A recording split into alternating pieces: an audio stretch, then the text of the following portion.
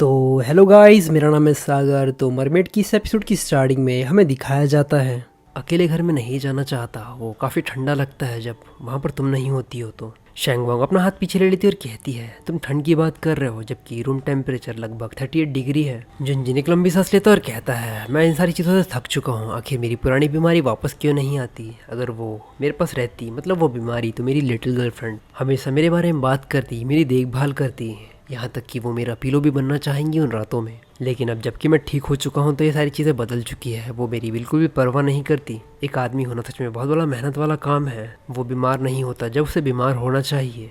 ये तो सच में मौत के समान ही है। मैं इन सारी चीज़ों को टॉलरेट कैसे कर रहा हूँ ये मुझे ही पता है। शैंगोंग उसकी बात सुनकर काफ़ी ज़्यादा गुस्से में आ जाती है और कहती है, आखिर कोई इंसान अपने आप को इस तरीके से कर्स कैसे कर सकता है? आखिर कोई इंसान इस तरीके की चीज़ें कैसे चाह सकता है कि वो खुद से ही बीमार होना चाहता है? जुनजिन अपना चेहरा दूसरी तरफ कर लेता और कहता है, मेरी लिटिल गर्लफ्रेंड ने मुझे कुछ मेडिसिन पिलाई और जैसे ही उसने वो पिलाई मेरे शरीर में प्यार सा उमड़ पड़ा। शैंगवांग जैसे उसकी ये बात सुनती चिल्लाते हुए कहती, प्लीज़ प्लीज़ शांत हो जाओ। अब मैं बिल्कुल भी तुमसे बात नहीं करना चाहती क्योंकि तुम्हारी ये बेतुकी बात है। मैं जाकर अब शावर लेने वाली हूँ। जुनजिन कहता, ओ तो तुम्हें भी काफ़ी ज़्यादा जल्दी है इन सारी चीज़ों की, लेकिन तुम्हें चिंता करने की कोई भी ज़रूरत नहीं है। तुम आराम से भी इन सारी चीज़ों को कर सकती हो, हमारे पास काफ़ी ज़्यादा टाइम है। शैंगवांग जैसे ही उसकी ये बात सुनती है बिल्कुल ही स्पीचलेस हो जाती है और वो कहती है, तुम और उसके बाद वो बस गुस्से में वहाँ से चली जाती है। जुनजुन उसकी तरफ देखकर मुस्कुराता है। तभी यहाँ पर हमें उसके बॉडीगार्ड को दिखाया जाता है या फिर उसके पर्सनल बंदे को, जो कि कहता है, यंग मास्टर, फैमिली ने आपको याद किया है और यहाँ तक कि मेरे सबॉर्डिनेट से भी ये पूछा गया है कि आप कहाँ पर हो अभी।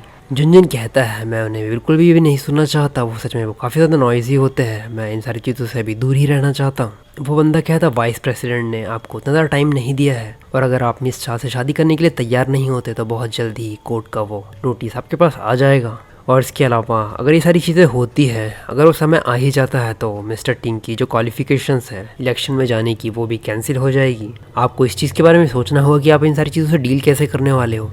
जुनजिन अपने टॉवल को उठाता और कहता है, ठीक है, एक अच्छे बॉडीगार्ड बनो और अपना काम करो और जिस काम में तुम्हारा कोई ज़्यादा लेना देना नहीं है उससे थोड़ा दूर रहो। अब तुम नीचे जा सकते हो।